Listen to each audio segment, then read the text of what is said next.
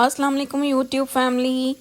बहुत दिनों के बाद आज फिर मैं व्लॉग लेके आ रही हूँ। लास्ट व्लॉग में तो मुझे मेरी कज़न भी कॉल करके कह रही थी कि आप ही आपसे बोला नहीं जा रहा था, तो थोड़ा सा मुझे रिकॉर्डिंग में इश्यूज आ रहे थे जिसकी वजह से मैं व्लॉग इतने रेगुलर अपलोड नहीं कर रही। लेकिन आज मैंने कहा चले, बड़े दिन का गैप हो गया, इतना गैप अच्छा नहीं होता, तो आज आप लोगों के साथ हम शेयर करते हैं।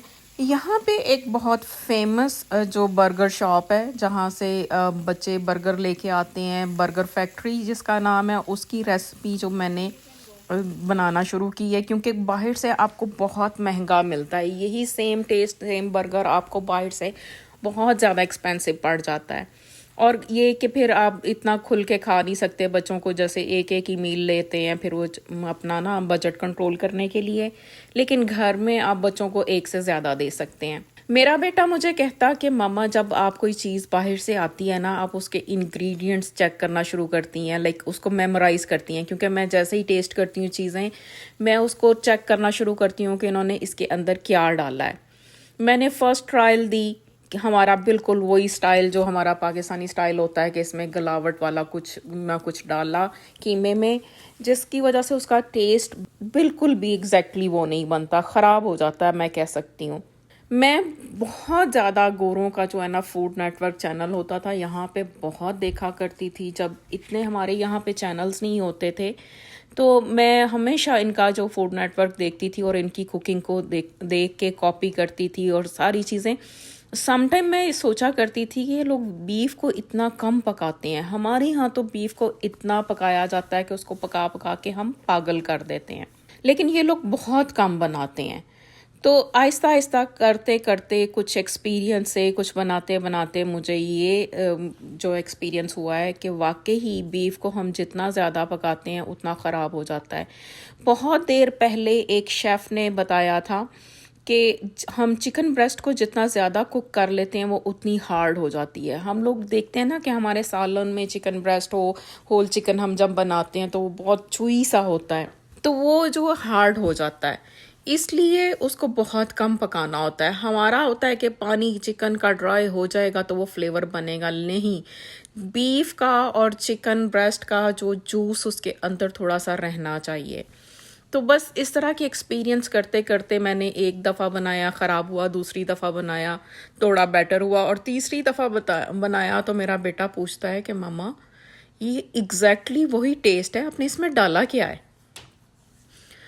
तो आज मैंने सोचा चले मैं अपनी बेटी को भी सिखाती हूँ, तो बेटी को मैंने साथ में खड़ा कर लिया, और आप मेरा यकीन करेंगे कि इससे आसान कबाब, इससे आसान रेसिपी मैं आपको गारंटी करती हूँ कोई नहीं होगी।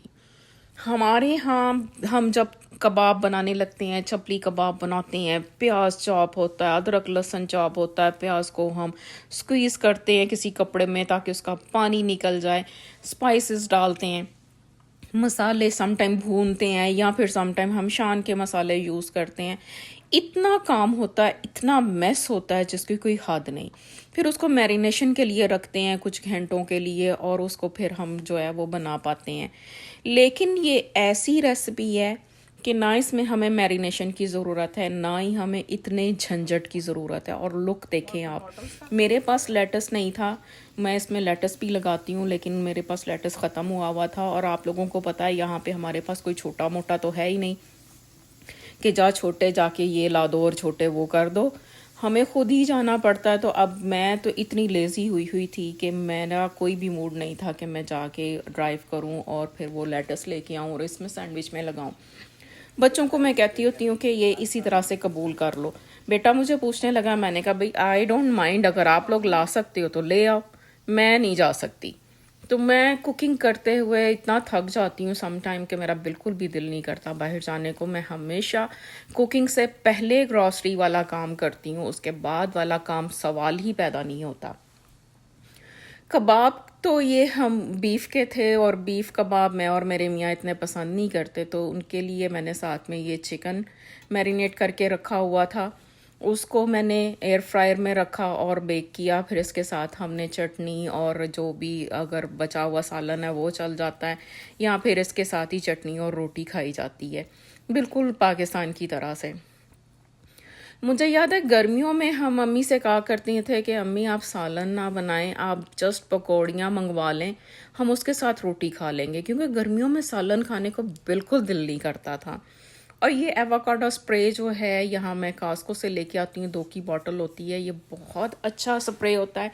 मैंने बहुत सारे स्प्रे ला के देखे, स्प्रे बॉटल्स भी ट्राई की, लेकिन इससे बेस्ट मुझे रिज़ल्ट किसी का नहीं मिला। और ये आपको थोड़े थोड़ी जो नज़र आ रहे होंगे पार्टिकल उड़ते हुए मेरी वीडियो में, ये जो मैंने ऑयल स्प्रे किया ये उसके ज़र्रे हैं, तो वो उड़ रहे हैं। बस इसका टाइमर लगा दिया मैंने, और इसको मैं थोड़ी देर के बाद, कुछ टाइम के बाद इसको टर्न करूँगी। और साथ में चटनी में तो मैं डालती हूँ ग्रीन चिल्ली, 2 अदद छोटी वाली, जो स्मॉल चिल्लीज़ होती हैं यहाँ पे वो बहुत तेज़ होती हैं, 2 मैं इसमें ग्रीन चिल्ली डालती हूँ। 2 जो है उसके स्टैम्प्स लेके ना मिंट के, उसके लीव्स उतार के डालती हूँ। और एक जो मुट्ठी में जितने आ जाता है कोरिएंडर वो डालती हूँ। और मैं इसको ब्लेंड करके जब योगर्ट डालती हूँ जस्ट इसको 1 सेकंड का ब्लेंड देती हूँ। अगर हम ज़्यादा दे देते हैं तो वो चटनी बन जाती है। तो इस तरह से ब्लेंड करके वापस इसी योगर्ट के बॉक्स में मैं वापस डाल देती हूँ। उससे ये होता है कि दूसरे बर्तन नहीं हमारे गंदे होते, और इसको कैप लगा के रख देती हूँ। और ये 2-3 दिन मेरी चटनी जो है वो अल्हम्दुलिल्लाह चल जाती है। आप देखिए ये कितनी मज़े की बन गई है। इसमें हल्का सा बस सॉल्ट भी मैं डालती हूँ ब्लेंड करने के टाइम पे। और ये चिकन मेरा जो एक साइड से डन हो गया, अब मैं इसको टर्न करूँगी। नीचे मैं फॉइल इसलिए लगाती हूँ कि अगर हम जब चिकन रखते हैं तो वो नीचे जो इसका जूस गिरता है उससे हमारा सारा जो पैंदा है वो ख़राब हो जाता है, बॉटम जो है वो सारी बर्न हो जाती है। उसको धोना मुश्किल होता है, कितनी देर डिप करके रखो। और ये नॉन स्टिक होते हैं, अगर आप जाली मारोगे तो भी ख़राब हो जाएगा। तो मेरा एक्सपीरियंस ये है कि हमारे एयर फ्रायर की लाइफ बहुत कम रह जाती है, यानी वो जो बॉक्स नीचे से सारा ख़राब हो जाता है। इसलिए मैं नीचे फॉइल पेपर लगा के उसके ऊपर स्टैंड रख के इसको चिकन को रखती हूँ।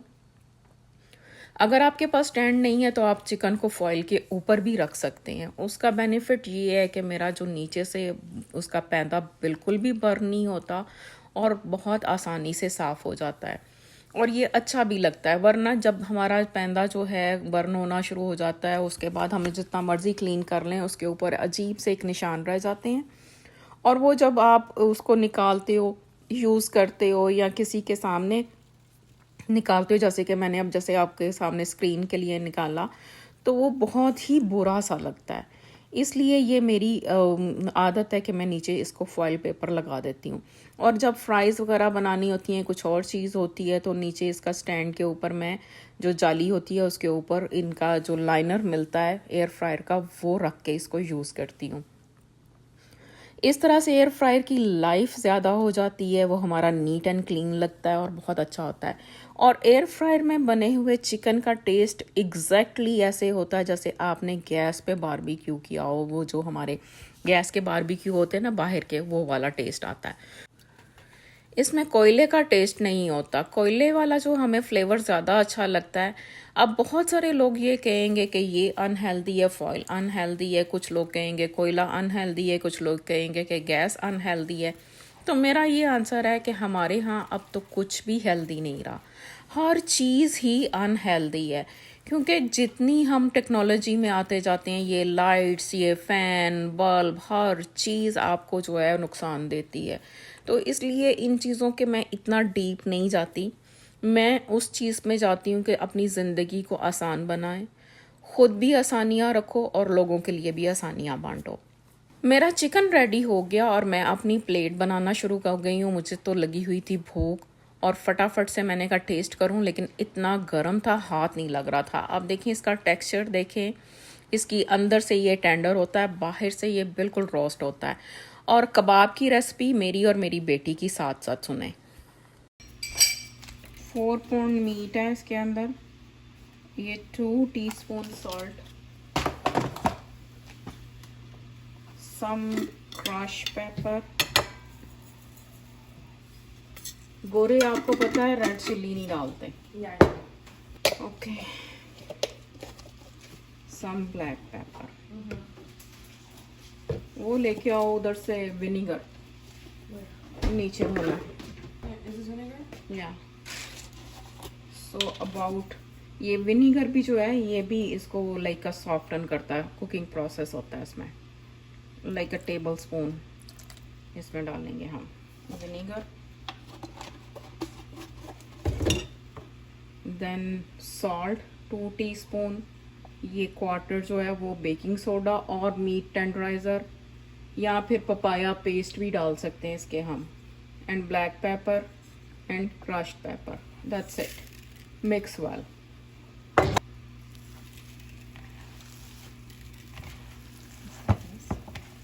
इधर से आओ।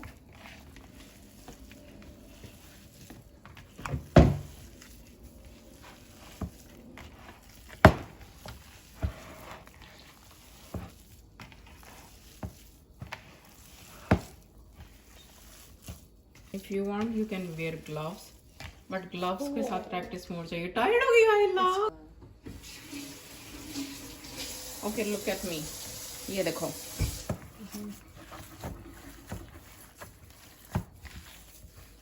इसको ऐसे ऊपर लेके आते हैं, फिर मिक्स करते हैं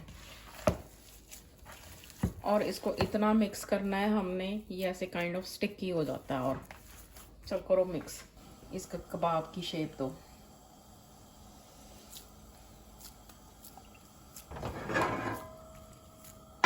ये थिक है, इसको थिनर करो। That's oval. और मैं चलो Oval, but The chicken that you make is not show मी। ये देखो, ये नो राउंड नहीं है, राउंड।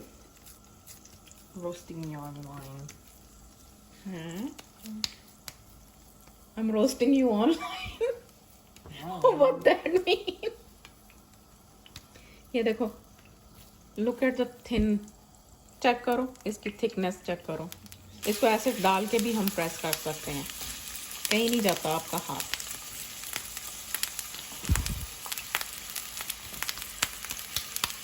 ये देखो,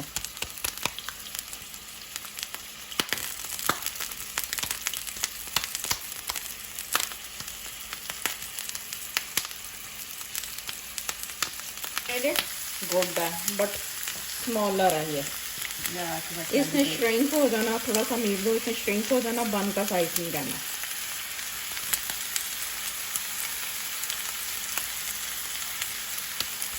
वन मोर बनाओ एंड इधर ला लो आप।